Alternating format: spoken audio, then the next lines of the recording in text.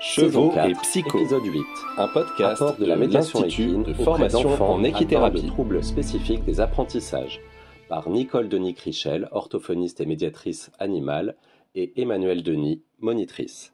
Bonjour et merci pour l'invitation à participer à ce très beau colloque. Tout d'abord, je me présente, Nicole Denis-Crichel, orthophoniste, dinosaure de la profession, j'en fais partie. J'exerce en cabinet libéral à Strasbourg. Je fais partie du centre ressources autisme pour les enfants à Strasbourg. Dans les années, au siècle dernier, j'ai beaucoup travaillé, écrit sur l'accompagnement parental en orthophonie. Au début du siècle, en l'an 2000, sur l'accompagnement de la personne avec autisme. Et j'aurais envie de dire que pour ma fin de carrière, j'ai trouvé un autre dada, c'est la médiation animale. Et je remercie ma fille d'avoir choisi le métier qu'elle fait, parce que du coup, nous pouvons travailler ensemble. C'est pas toujours facile, mais nous y prenons beaucoup de plaisir. Il est vrai qu'au début, j'ai proposé à un certain nombre de mes petits patients, soit autistes, soit trisomiques, soit dysphasiques, de venir à la ferme, découvrir le monde du poney, parce que j'étais persuadée que ça pouvait leur apporter énormément. Depuis 2 ans maintenant, pourquoi s'arrêter aux troubles de l'autisme, du handicap mental? J'avais beaucoup de patients avec des troubles des apprentissages, comme tout orthophoniste, effectivement, et je me suis dit que ça pouvait les aider aussi. Donc c'est de ces troubles des apprentissages et de ce que nous pouvons faire. Alors, vous en équithérapie, moi je ne suis pas équithérapeute, je suis et je reste orthophoniste, mais je travaille avec ma fille qui, elle, se présentera tout à l'heure. Les questions que je pourrais poser: pourquoi Benoît n'a-t-il pas appris à parler avant 6 ans, ni à lire durant son CP? Pourquoi Arabelle ne peut-elle pas écrire et tracer des lignes, comme les autres enfants? Pourquoi ne peut-elle pas jouer à la marelle dans la cour de récréation, comme les autres fillettes? Pourquoi Oriane, qui a 9 ans, ne peut-elle pas déchiffrer un texte simple après 3 ans d'apprentissage de la lecture? Les réponses sont: Benoît est dysphasique. Il présente un trouble grave et durable d'apprentissage du langage oral et également écrit. Arabelle est dyspraxique. Elle présente un trouble sévère des coordinations motrices. Oriane est dyslexique. Elle présente un trouble spécifique d'apprentissage du langage écrit et ne peut accéder à la reconnaissance et donc à la compréhension du langage écrit. Alors que tous les 3 sont intelligents. Ce sont des enfants 10. C'est la grande mode, on en parle maintenant beaucoup. Mais dont la scolarité et l'avenir professionnel sont en danger. Car très souvent encore, malgré tout ce qui a été mis en place depuis les années 2000, eh bien, ils sont souvent exclus du système ordinaire. Les 10, ce sont donc les dysphasies, les dyslexies, la dysorthographie, la dyscalculie, la dysgraphie, la dyspraxie. Ou plutôt les dyspraxies, nous y reviendrons. La dysphasie, j'ai rien fait là, je ne touche pas. Elle affecte l'expression, mais aussi la réception, c'est-à-dire la compréhension du langage oral. C'est un trouble spécifique grave du langage oral. Ce n'est pas juste un retard de langage ou de parole, ni un trouble d'articulation. Ce sont des enfants qui sont vraiment handicapés par leur apprentissage, dans leur apprentissage du langage. Il s'agit, les chiffres le prouvent, d'1% des enfants scolarisés. Un enfant dysphasique n'a pas de mots à 2 ans, n'utilise pas les phrases à 3 ans, reste en grosse difficulté de langage à 4 ans, avec des anomalies de toute la sphère buccale, des difficultés à trouver des mots, des difficultés à pouvoir conjuguer les verbes, une incapacité à utiliser tous les petits mots outils, des difficultés de compréhension constante. La dyslexie, quant à elle, eh bien, c'est une incapacité ou une difficulté anormale d'apprentissage de la lecture. 6 à 8% des enfants sont concernés. Comme dans l'autisme, sur 4 dyslexiques, 3 sont des garçons. Mais contrairement à l'autisme, quand les filles sont atteintes, elles le sont de façon plus sévère. Ici, une petite illustration pour vous montrer comment fonctionne un enfant dyslexique. Comment voulez-vous qu'il puisse penser au calcul qu'il doit faire autour de ce problème si à la lecture, il est obligé de dire le B, non, c'est pas B, c'est P, Périn, non, péreinte, d'un quart, mesure 52 cm, trouve la longeur. Est-ce que c'est du calcul pour lui? Donc la dyslexie va toucher le spatio-temporel, l'écriture, l'écoute auditive, l'expression, le lire, tout ce qui est moteur, mais aussi tout ce qui est cognitif. La dysorthographie, elle, touche la production de l'écrit. Elle accompagne souvent la dyslexie. Les erreurs sont soit de type phonétique, la confusion entre un que et un g, un te et un de.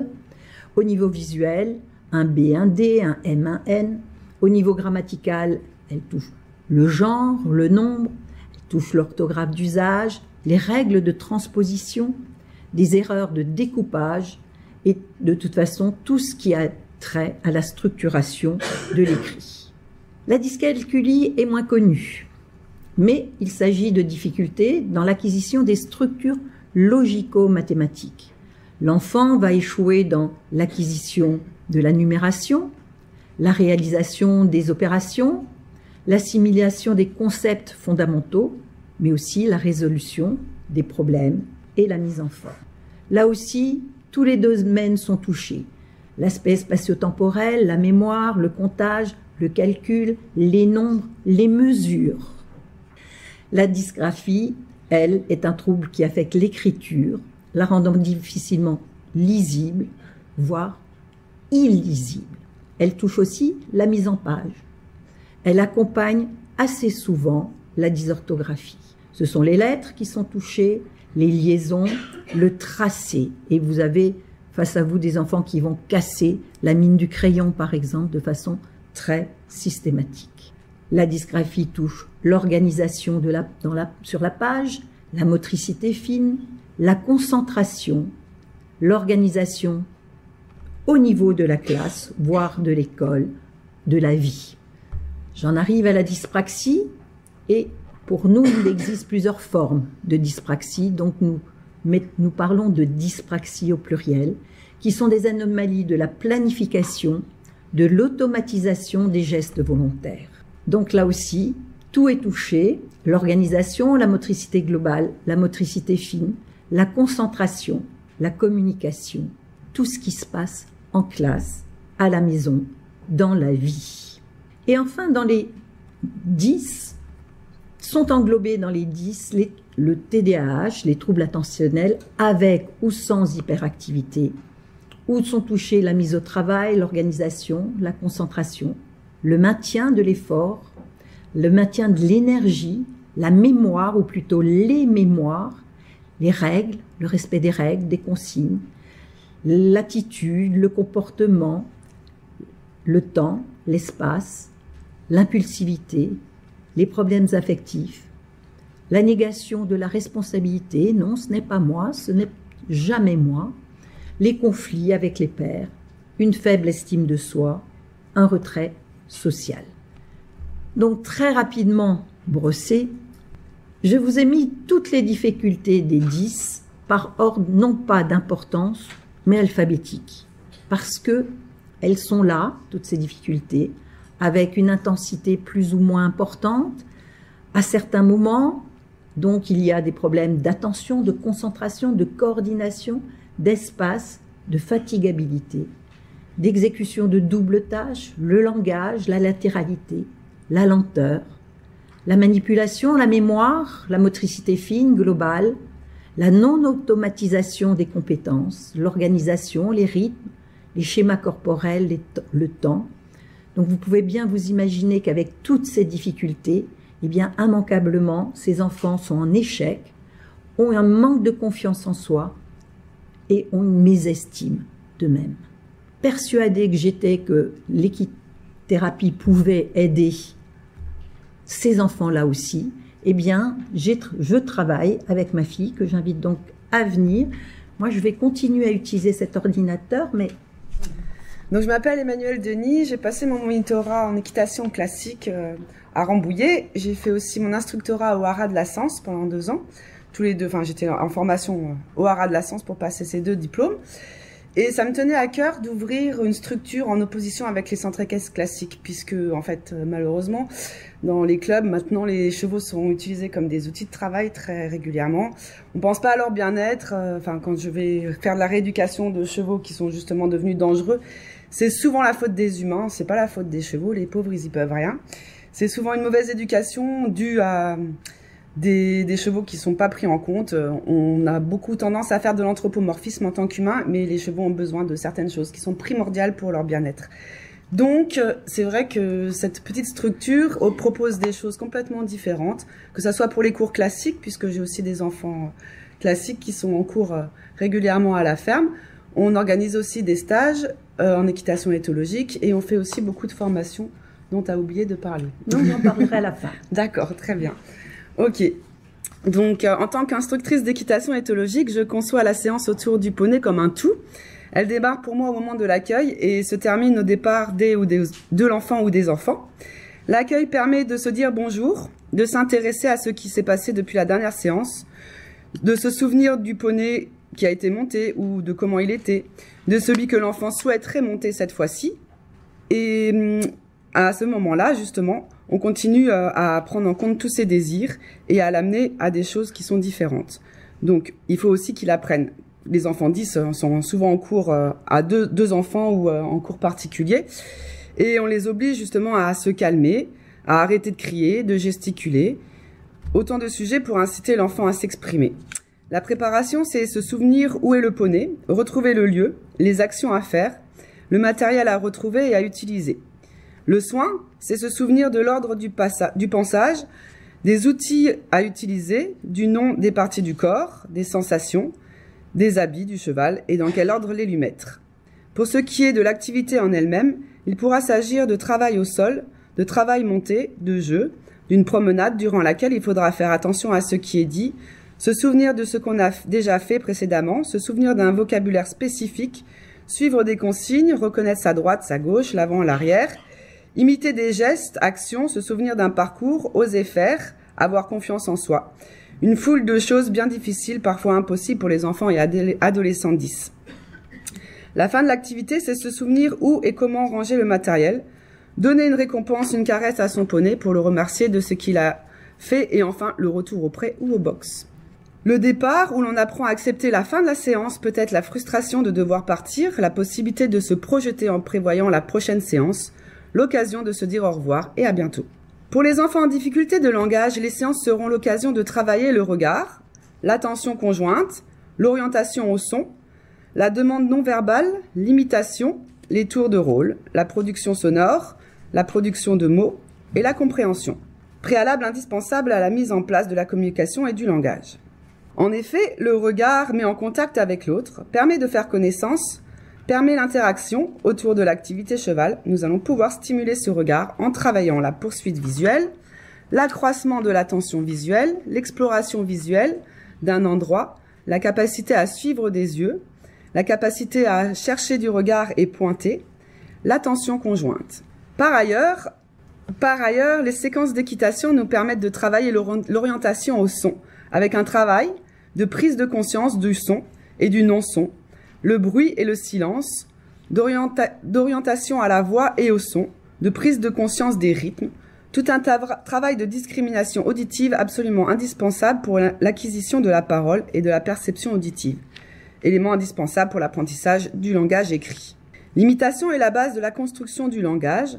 Or, durant nos séances, nous amènerons les enfants à imiter les différents gestes, les différentes actions, les différents sons, associer imitation sonore, imitation motrice, imiter des gestes symboliques, bonjour, câlin, merci, au revoir, attends, Autour du poney, l'enfant apprend à développer sa motricité fine qui lui permet d'atteindre un objet.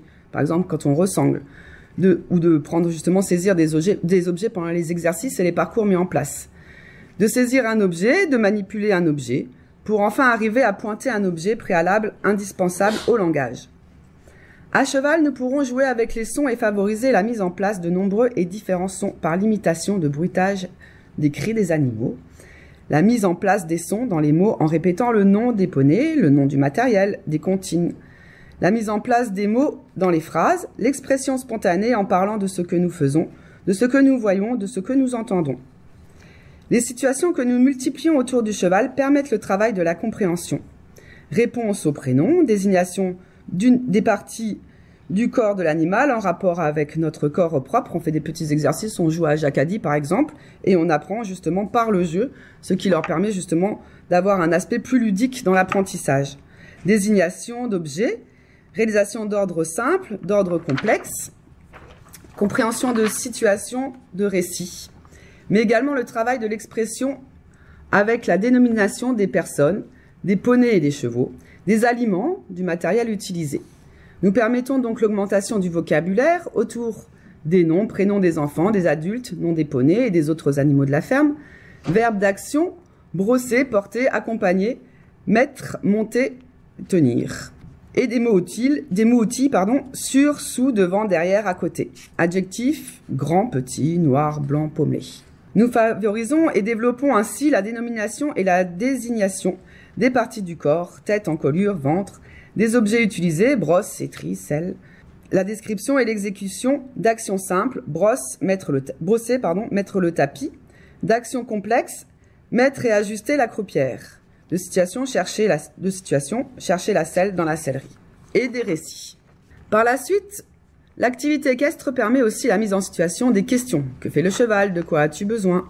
Des concepts spatio-temporels ou de quantité. Des consignes multiples et complexes. Des règles, ne pas taper le cheval, ne pas passer derrière lui, ne pas tirer la crinière. Des émotions, je suis content, j'ai peur. Ces mises en situation sont intégrées dans nos actions d'abord ritualisées, puis de plus en plus variées. De même que progressivement, nous allons vers une meilleure perception du corps en apprenant à monter et à nommer différentes parties du corps, sur l'animal, sur soi et sur autrui.